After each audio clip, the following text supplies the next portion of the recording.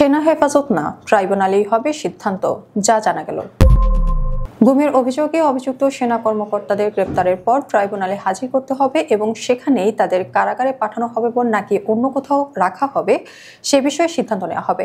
জুলাই আগস্টের গণহত্যা ও মানবতাবিরোধী অপরাধের মামলায় ক্ষমতাচ্যুত প্রধানমন্ত্রী স্বৈরাচারী শেখ হাসিনা সহ ৩ জনের বিরুদ্ধে দ্বিতীয় দিনের যুক্তিতর্ক উপস্থাপন শেষে সাংবাদিকদের প্রশ্নের জবাবে এসব কথা জানান আন্তর্জাতিক অপরাধ ট্রাইব্যুনালের চিফ প্রসিকিউটর তাজুল ইসলাম।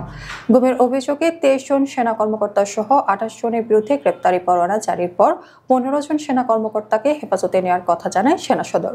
তবে তারা গ্রেপ্তার বা আটক হয়েছেন কিনা সে বিষয়ে প্রসিকিউশন স্পষ্ট করে কিছু জানায়নি। সোমবার ঢাকা সেনানিবাসের 54 নম্বর MES ভবনকে অস্থায়ী কারাগার ঘোষণা করে স্বরাষ্ট্র মন্ত্রণালয় একটি প্রজ্ঞাপন জারি করে।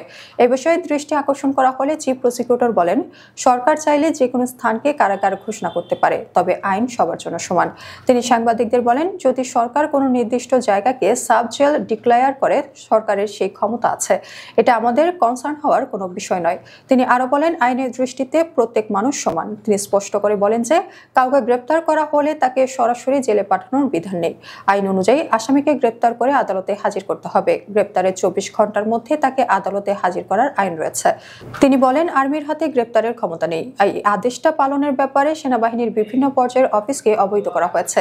এর অর্থ হলো, পুলিশ যখন গ্রেপ্তারি পরোয়ানা তামিল করতে যাবে তখন সেনাবাহিনী তাদের সহযোগিতা করবে। এর আগে সোমবার শেখ হাসিনা সহ 3 জনের বিরুদ্ধে মামলায় দ্বিতীয় দিনের মতো যুক্তিতর্ক উপস্থাপন করেন চিফ প্রসিকিউটর। তিনি বলেন, গত 15 বছর ধরে পারিবারিক উত্তরাধিকারের রাজনীতি ও ক্ষমতা চিরস্থায়ী করতে দেশের প্রশাসন, বিচার বিভাগ, গণমাধ্যম ও সেনাবাহিনীকে ব্যবহার করেছে আওয়ামী লীগ।